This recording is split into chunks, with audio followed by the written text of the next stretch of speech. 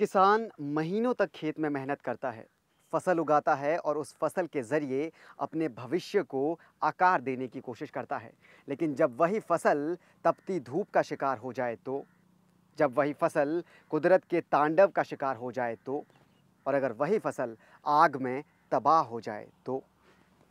नमस्कार, स्पॉटलाइट हरियाणा देख रहे हैं आप। मैं हूं आपके साथ धर्म प्रकाश और स्पॉटलाइट हरियाणा में आज बात उस मुद्दे की जो राष्ट्रीय स्तर पर भी और प्रादेशिक स्तर पर भी हमेशा सुर्खियों में रहता है। वो मुद्दा जिससे हम भी वाकिफ़ हैं, आप भी वाकिफ़ हैं, सियासतदान भी वाकिफ़ हैं और इस पर बात भी हमेशा होती रहती है। लेकिन उस बात के बाद ज़मीनी स्तर पर हकीकत क्या है, ये देखने की कोशिश कोई ही कर पाता है। स्पॉटलाइट हरियाणा में आज बात किसान की। पिछले कुछ दिनों में हरियाणा के कई इलाकों में किसानों के लिए जो सबसे बड़ी मुश्किल बनकर उभरी है वो है आग। आग से करीब 3000 एकड़ गेहूं की फसल पिछले कुछ ही दिनों में जलकर तबाह हो गई और एक किसान के सामने जब उसकी मेहनत की फसल आग में जलकर तबाह हो जाए तो उस किसान का दर्द एक किसान ही समझ सकता है। स्पॉटलाइट हरियाणा की हमारी ये पहली रिपोर्ट किसान के उसी दर्द के नाम।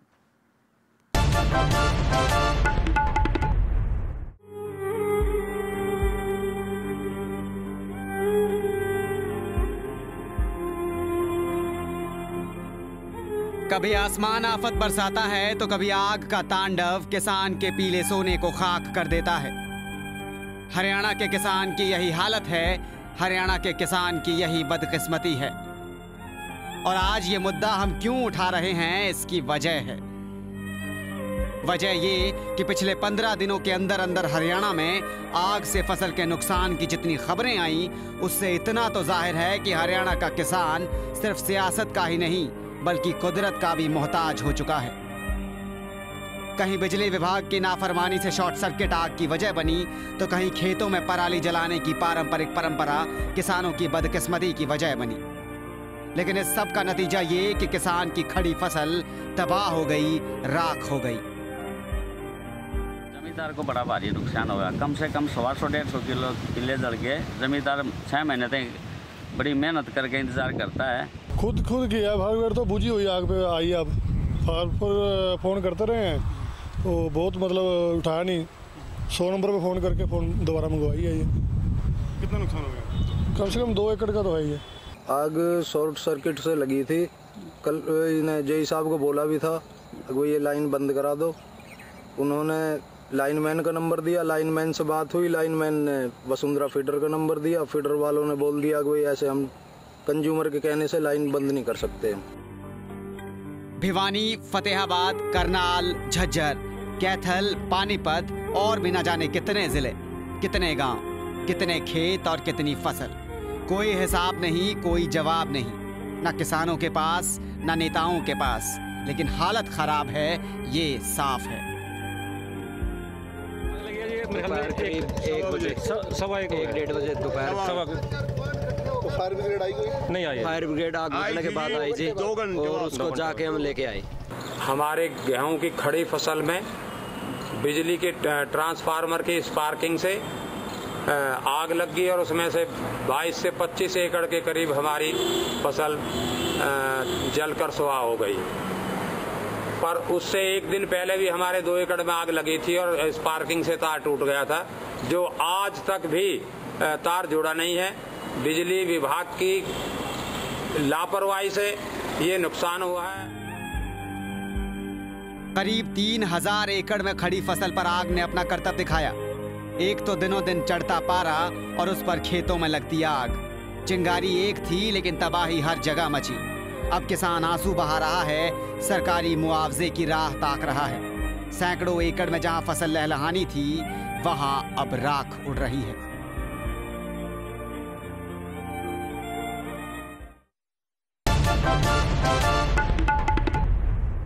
तो किसानों को नुकसान हुआ है और सरकार भरपाई के दावे कर रही है, लेकिन नुकसान की भरपाई के लिए जो सबसे कारगर जरिया कभी अपनाया गया था वो यहाँ पर कारगर साबित नहीं हो पा रहा। फसल बीमा योजना की हम बात कर रहे हैं। इस योजना की शुरुआत ही इसलिए की गई थी ताकि किसानों को रिस्क फ्री रखा जा सके। लेकिन क्या असल में इस योजना के तहत किसान रिस्क फ्री है भी या नहीं। एक रिपोर्ट देखिए।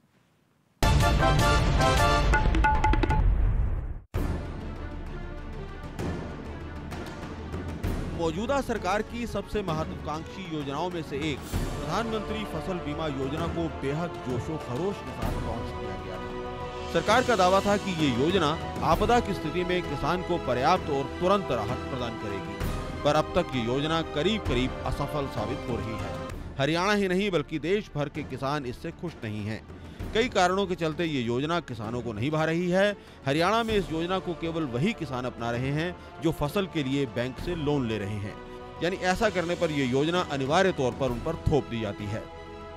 भारत सरकार ने फसल बीमा योजना चालू की थी, उसको हरियाणा के किसानों ने, अधिकतर किसानों ने 50% के आसपास किसान जो हैं, जो कर्ज लेने वाले लोग हैं, उन पर ज़बरदस्ती वो लागू हो जाती है कि उसमें नियम है कि अगर कहीं से क्रॉप लोन लिया है किसी किसान ने तो उसको तो फसल बीमा योजना करानी पड़ेगी।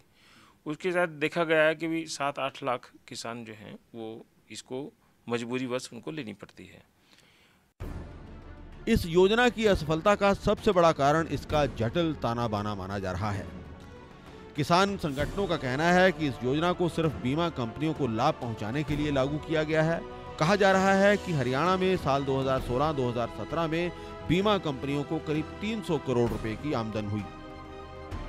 650 करोड़ रुपए के आसपास का टोटल प्रीमियम किसानों का, भारत सरकार का और हरियाणा सरकार का, ये कंपनियों के पास जा चुका है। 3 कंपनियां हैं हरियाणा में जो फसल बीमा योजना करती हैं। इसमें अभी हमने रबी 2017-18 अभी उसका 105 करोड़ रुपए का प्रीमियम है, हम उसमें जोड़ नहीं रहे हैं क्योंकि इसके तहत जो मुआवजा किसानों को मिलना है लोकलाइज्ड और प्रोडक्टिविटी के हिसाब से वो भी मिलना है। तो जो 650 करोड़ के आसपास जो प्रीमियम गया है टोटल, उसमें से अगर देखा जाए किसानों को 291 करोड़ रुपए का मुआवजा मिल पाया है, तो 300 करोड़ रुपए से ज़्यादा का कंपनियों को लाभ पहुँचा है। जटिल प्रक्रिया के चलते किसानों को मुआवजा लेने के लिए दर-दर की ठोकरें खानी पड़ती हैं। बीमा कंपनियां कई तरह की शर्तों का हवाला देकर मुआवजा राशि देने से आनाकानी करती हैं। अक्सर मिलने वाली राशि असल नुकसान की तुलना में बेहद कम होती है। किसी का नाम गलत हो गया, कहीं लिखने में नाम गलत हो गया, बैंकर्स की तरफ से हो गया, नीचे पटवारी से कहीं गलत हो गया, तो ये नाम फंसा के भी उसको उनका मुआवजा रोक लेते हैं। 50 करोड़ रुपए का मुआवजा इसी आधार पर रोक लिया कि टेक्निकली कि उनका नाम ठीक नहीं था। कुल मिलाकर प्रधानमंत्री फसल बीमा योजना आम किसान को सुरक्षित आय का भरोसा दिलाने में नाकाम साबित हो रही है। आग लगने जैसी आपदाएं तो इसके तहत कवर ही नहीं की गई हैं और इसका खामियाजा हरियाणा के सैकड़ों किसान इस साल भुगत रहे हैं। हालांकि सरकार का दावा है कि प्रधानमंत्री फसल बीमा योजना किसानों की आमदन की अनिश्चितता को दूर करने में सफल रही है। सरकार के मुताबिक मात्र 2% प्रीमियम देकर किसान की फसल सुरक्षित हो जाती है। सरकार इन आरोपों को भी खारिज करती है कि जटिल प्रक्रिया की वजह से किसानों को समय पर भुगतान नहीं हो रहा है। Bureau report, BTC news, Chandigarh.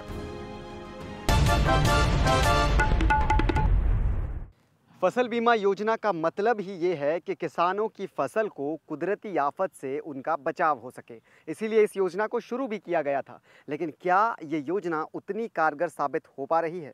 ये सवाल सिर्फ अभी का नहीं है, बल्कि ये तब भी उठा था जब इस योजना को शुरू ही किया गया था। लेकिन तब भी इसे लेकर कई सवाल सामने आए थे। सवाल किसानों ने भी उठाए, सवाल सियासतदानों ने भी उठाए, और सियासत का सिलसिला आज तक चल रहा है।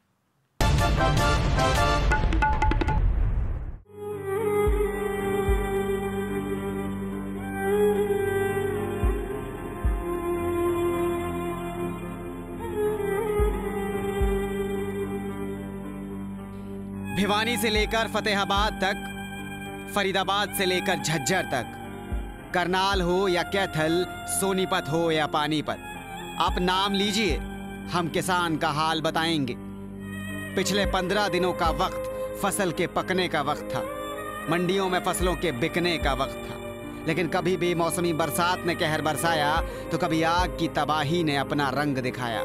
और इस सब के बीच सियासी तस्वीर क्या बनती है, जरा वो भी देखिए। किसानों को नुकसान से बचाने के लिए प्रधानमंत्री फसल बीमा योजना सरकार ने चलाई थी। लेकिन किसान की बदकिस्मती ये कि जिस आग से किसानों की सैकड़ों एकड़ फसल तबाह हो गई, उस आग का बीमा योजना में कोई जिक्र ही नहीं है। यानी फसल बीमा योजना में आग से हुए नुकसान की भरपाई का कोई जिक्र नहीं। अब ऐसे में किसान जाए तो कहां जाए? हालांकि सरकार ने किसानों को आग से हुए नुकसान का मुआवजा देने का ऐलान किया है। 12,000 रुपए प्रति एकड़ की दर से मुआवजे की बात भी की गई है, लेकिन इस मुआवजे का आधार क्या होगा? इस मुआवजे का तरीका क्या होगा? इस मुआवजे की पैमाइश क्या होगी? और क्या ये मुआवजा किसान के नुकसान की पूरी तरह से भरपाई कर भी पाएगा या नहीं? जब किसान की फसल पक के तैयार हो जाए और जब उसको मंडी में ले जाने के लिए तैयार हो काटने के लिए, और उस वक्त आग लग जाए तो उसका सब कुछ जल जाता है, सब कुछ खत्म हो जाता है। अभी तक की जो घटना है वो शायद 3,000 एकड़ के आसपास की फसल गेहूं की जल चुकी है, और कितने उसमें किसान होंगे जिनका नुकसान हुआ है। लेकिन इसकी भरपाई के लिए सरकार के पास केवल मात्र एक योजना है कि विशेष गिरदावरी के निर्देश देकर उसका आकलन कर लिया जाए कि किस किसान का कितना नुकसान हुआ है, और उसकी एक तहत गया है कि अगर 75% से ज़्यादा, 3/4 से ज़्यादा नुकसान हो तो 12,000 रुपये पर एकड़ के तहत राज्य सरकार उसको भरपाई करती है, और 50 से अगर 75% के बीच में होगा तो और कम हो जाता है, अगर 25% तो और भी बहुत कम हो जाता है, जबकि इसकी लागत ज़्यादा होती है।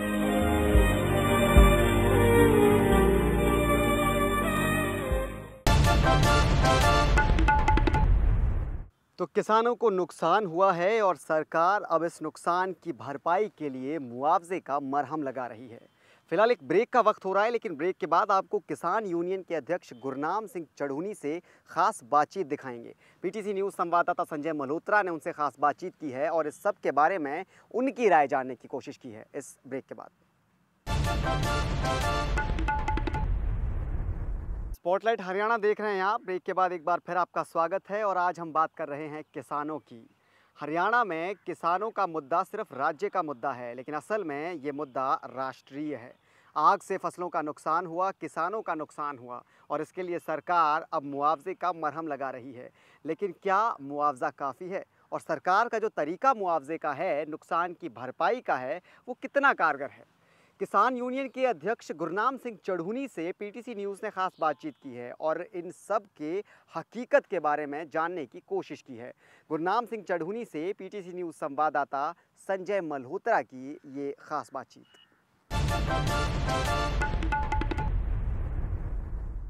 इस समय हमारे साथ मौजूद हैं गुरनाम सिंह चढ़ूनी। गुरनाम सिंह चढ़ूनी भारतीय किसान यूनियन के अध्यक्ष हैं। इसके अलावा राष्ट्रीय किसान महासंघ की कोर कमेटी के सदस्य हैं। जाने माने किसान नेता हैं और किसानों से जुड़े हुए जो मुद्दे हैं उनके अच्छे जानकार भी हैं।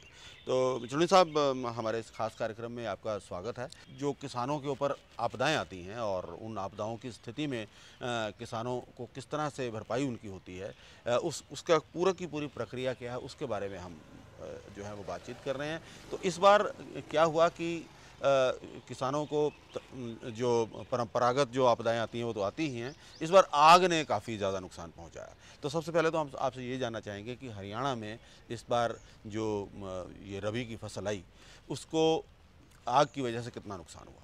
आपके आंकड़े क्या कहते हैं? देखिए, इस बार हरियाणा से में जो आग से नुकसान हुआ है वो 3,000 एकड़ फसल गेहूं की जल चुकी है, और उसके अलावा जो तूड़ी थी, जो गेहूं काट लेते हैं बाद में तूड़ी बनाते हैं, वो भी बहुत भारी संख्या में हरियाणा में जल चुकी है। और इस बार का जो रिकॉर्ड है जलने का, वो पिछले सालों की अवधि में सबसे ज़्यादा गेहूं इस बार में जला है। किसानों का नुकसान सबसे ज़्यादा इस बार में हुआ। चुनी साहब, एक तो इसके कारण क्या रहे, क्यों ये इस तरह की घटनाएं बढ़ रही हैं, और दूसरा ये बताइए कि कुल अगर उसको हम किसानों की संख्या के साथ जोड़ें या कुल जो है वो धनराशि के साथ जोड़ें तो कितना नुकसान हुआ?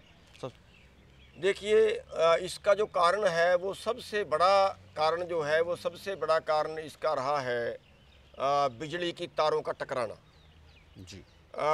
अगर हम 20 साल पीछे जाएं तो 20 साल पहले, 30 साल पहले ये तारों के ऊपर जो है फट्टी बांधा करते थे, वो एक दूसरे से तारें ना टकराएं जी। हर 50 मीटर पे तारों को दूर रखने के लिए एक बीच में लकड़ की फट्टी बांध दी जाती थी, लेकिन अब जो है वो कई साल से नहीं बांधी जा रही है। और तारें आपस में टकराती हैं, तारें आपस में टकराने से थोड़ी सी हवा चली, तारें आपस में टकराई और नीचे आग पकड़ ली और कई कई 100 एकड़ एक एक जगह पे जल जाता है। और सरकार का जो फायर ब्रिगेड का इंतजाम है वो बहुत कम है, वो बहुत लेट पहुंचती है और जहां पहुंचती है वहां पे पानी का इंतजाम नहीं है। तो उस वजह से जहां 10 एकड़ का नुकसान होना होता है वहां पे 100 एकड़ का नुकसान हो जाता है, क्योंकि जो फायर ब्रिगेड है वो टाइम पे नहीं है, वहाँ पे पानी टाइम पे नहीं है, इसलिए जो है सबसे बड़ा नुकसान तो ये होता है। दूसरा कितना नुकसान हुआ, करीब करीब 1 एकड़ से हम अगर गेहूं और उसका जो तूड़ा है जी, क्योंकि जब जड़ी है उसका तो 100% नुकसान हुआ, कुछ भी खेत में नहीं बचा ना।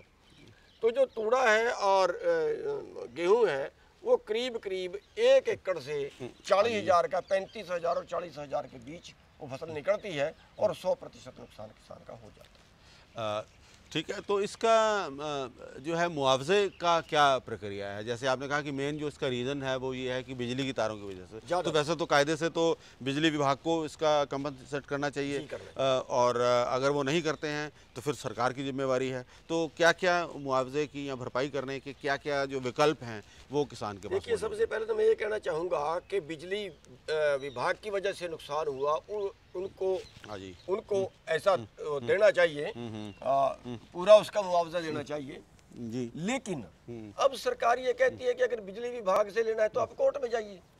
कोर्ट में तो उसके कई साल लगेंगे और हम कैसे सबूत करेंगे कि बिजली की तार टकराई थी, क्योंकि उसकी तो कोई वीडियो नहीं है जी। तो इसलिए उसका कोई मिलने का कोई ज्यादा उम्मीद नहीं है जी जी। अब दूसरी चीज थी इसका बीमा जी। बीमे के हमारे से पैसे काट लिए गए और पैसे काटने के बाद नहीं, बीमा में ये कवर है जो प्रधानमंत्री फसल बीमा योजना है? नहीं है। मैं वही बता रहा हूँ ना कि बीमा में जो जिस आपदा से 100% नुकसान होता है, 100% से भी ज्यादा नुकसान होता है, पूरा नुकसान होने के बाद उसने खेत को भी खराब कर दिया, उसके लिए बीमे में कोई हमारा प्रावधान नहीं है, जबकि हमारे से बीमे की राशि काट ली गई, जबरन काट ली गई, बिना बताए काट ली गई। दूसरी चीज, सरकार ने अनाउंस किया है हरियाणा में 12,000 रुपये एकड़। अब वो 12,000 रुपये एकड़, पहली बात उसकी प्रक्रिया लंबी है जी। दूसरी बात, क्या 40,000 का नुकसान 12,000 रुपये में पूरा हो जाएगा? नहीं पूरा होगा। कैसे किसान बचेगा? किसान को जो आगजनी का नुकसान है वो किसी किसान का अपना उसमें कोई फॉल्ट नहीं है, वो तो सारा या तो बिजली विभाग का है या किसी और कारण से अगर कहीं लग गई है तो किसान तो मर गया। तो उसको पूरे का पूरा नुकसान 100% नुकसान उसको देना चाहिए सरकार को। यानी कि आपको लगता है कि बीमा में इसके कवर होने के कोई चांसेस भी नहीं है, क्योंकि इसमें प्रूव करना मुश्किल होगा? नहीं, प्रूव करना कोई मुश्किल नहीं होगा। लेकिन बीमा तो मिलना ही चाहिए। लेकिन बीमा जो पॉलिसी बनाई गई है वो किसान को ध्यान में रख के नहीं बनाई गई है। मैं आपको इसके बारे में बता देता हूँ कि जो पॉलिसी बनाई गई है वो 2 विभागों का ध्यान रखा है। एक बैंक का कि अगर फसल का नुकसान होता है तो बैंक का पैसा ना मरे, बैंक की भरपाई हो जाए, ये बैंक के लिए बीमा कराया, ना कि किसान की भरपाई हो जाए जी। एक बात। दूसरा, इसमें कंपनियों का ध्यान रखा गया कि कंपनी को कोई नुकसान ना हो जाए जी, इसलिए किसान को तो तीसरे नंबर पर रखा गया है। किसान का तो नाम बीमा कृषि बीमा रखा गया उसका, लेकिन किसान के फायदे के लिए वो नहीं बनाया गया। तो क्या ग्राउंड रियलिटी क्या इसकी फसल बीमा के लिए क्या प्रक्रिया रहती है? किस आधार पर बीमा होता है और किस आधार पर जो है आगे फिर बीमा की राशि जो है किसान को दी जाती है? देखिए, मैं बता हटा हूँ कि बीमे का जो काटने का आधार है, राशि लेने का आधार है, उसमें तो हमें पूछा ही नहीं गया। उसमें तो ऑर्डर लागू कर दिया गया कि जिस किसान ने बैंक से कर्जा लिया है उसकी इतने रुपए राशि बैंक से काट ली जाएगी, वो काट गई, वो तो उसमें तो हमें पूछे। अब क्लेम लेने का सवाल है। हमने पिछले साल 750 एप्लीकेशन गोहाना में, जिला सोनीपत में, जिनकी फसल मरी हुई थी, वहाँ पे धरना दे के बड़ी मुश्किल से उनकी एप्लीकेशन दवाई, एप्लीकेशन ही नहीं पकड़ते। अच्छा। दूसरी बात, एप्लीकेशन पकड़ ली, 750 में से किसी को क्लेम नहीं मिला। एक किसान की एप्लीकेशन दवाई उसकी बिल्कुल 100% फसल मर गई। वो कह रहे 100% तो मर गई, ठीक है, बारिश से 100% मर गई, लेकिन आपको 48 घंटे के अंदर अंदर उसका खबर देनी थी। 48 घंटे में कोई फसल नहीं 48 घंटे में मर जाए। अगर किसी खेत में पानी भर जाता है तो फसल को मरने में 15 दिन लगते हैं, 48 घंटे में फसल मरती ही नहीं। ये कंपनी के पैसे बचाने का तरीका। तीसरी चीज़, एक बहुत जो बड़ा घोटाला है, जो बड़ा ही इसमें एक बड़ा कारण है, अब अगर हम उदाहरण के तौर पे कुरुक्षेत्र जिले को ले लें, बहुत अच्छी फसल वहाँ होती है धान की, तो वहाँ 36 क्विंटल हेक्टेयर की रखी गई है कि अगर 100% नुकसान होता है तो 36 क्विंटल नुकसान होगा। 36 क्विंटल तो हमारी 1 एकड़ से निकल जाती है। अब उसमें से निकलती तो है उसमें 80 क्विंटल, लेकिन उन्होंने माना कि 36 क्विंटल निकलेगी। अब अगर आधा नुकसान हो जाता है और वो क्रॉप कटिंग करते हैं, वो क्रॉप कटिंग करके कह देंगे भैया आधा नुकसान, भैया इसमें 36 क्विंटल से तो ज़्यादा निकल रही है, ठीक है 36 क्विंटल आपको क्या दें हम, तो वो उसका कुछ देंगे नहीं। बहुत बहुत धन्यवाद आपका गुरनाम सिंह चुलूनी जी। तो ये थे गुरनाम सिंह चुलूनी, जिनका ये कहना था कि प्रधानमंत्री फसल बीमा योजना का कोई भी लाभ जो है वो किसानों को नहीं मिल पा रहा है, और ख़ास तौर पर जब ये मामले जो गेहूं के जलने के जो मामले आए हैं, जो क्रॉप जो आग की वजह से नुकसान हुआ है, उसमें तो बिल्कुल भी कोई भी कंपनसेशन किसानों को मिलने वाला नहीं है। तो सरकार की कोशिश है कि किसान खुशहाल हो, लेकिन किसान को लगता है कि सरकार को उसका ध्यान है नहीं। अब ऐसे में तस्वीर बदल पाए भी तो कैसे? करीब 3000 एकड़ की फसल आग में तबाह हो गई है। सरकार ने 12,000 रुपये प्रति एकड़ की दर से मुआवजे का ऐलान किया है, लेकिन क्या मुआवजे की ये दर काफ़ी है? क्या नुकसान की भरपाई इससे हो पाएगी? ये एक बड़ा सवाल है। बहरहाल, स्पॉटलाइट हरियाणा के आज के इस एपिसोड में आपका और हमारा साथ बस इतना ही, लेकिन हरियाणा के एक और बड़े मुद्दे पर रोशनी डालते हुए अगले हफ्ते एक और एपिसोड लेकर फिर हाजिर होंगे स्पॉटलाइट हरियाणा में। तब तक आप बने रहिए PTC न्यूज़ के साथ।